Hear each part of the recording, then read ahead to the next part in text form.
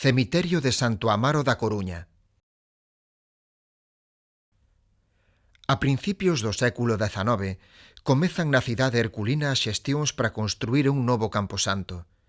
Situaríase na zona da Agra de Santo Amaro, xunto á ermida do mesmo nome, segundo o proxecto do arquitecto municipal Fernando Domínguez Romai.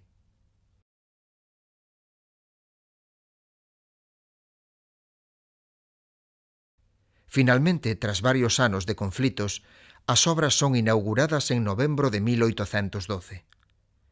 Á beira deste recinto, en 1868 é aberto o cemiterio británico para acoller a cidadáns ingleses, segundo os planos de Juan de Ciórraga. Pouco despois, en 1882, amplíase o católico e, entrados no século XX, o Concello aproba o proxecto de Pedro Mariño para facer un civil.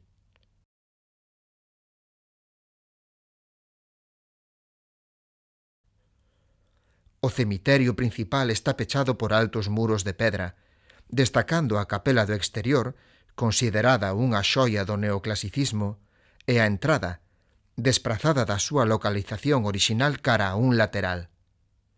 Construída en cantaría, a portada disponse a modo dun arco de triunfo cun frontón triangular como remate, onde se pode ler: Año de 1812. El término del cuerpo es el que veis. El alma será según obréis. Ao entrar, un amplo corredor central organiza o recinto en cuadrículas, con departamentos e cuartéis en terrazas que descenden cara á ría.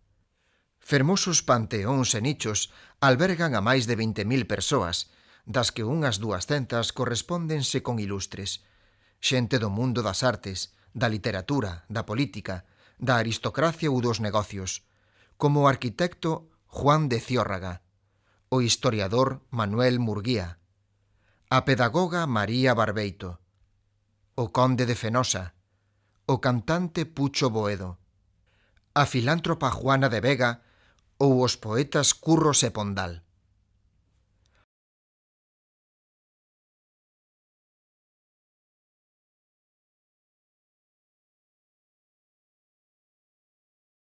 Pero tamén hai heroes locais como Juan da Riba, un neno de 11 anos que perdeu a vida en 1896 por salvar a unha muller que estaba afogando na praia. Na actualidade, 4 itinerarios, coa información dispoñible nun folleto, permiten profundar máis na historia do Camposanto.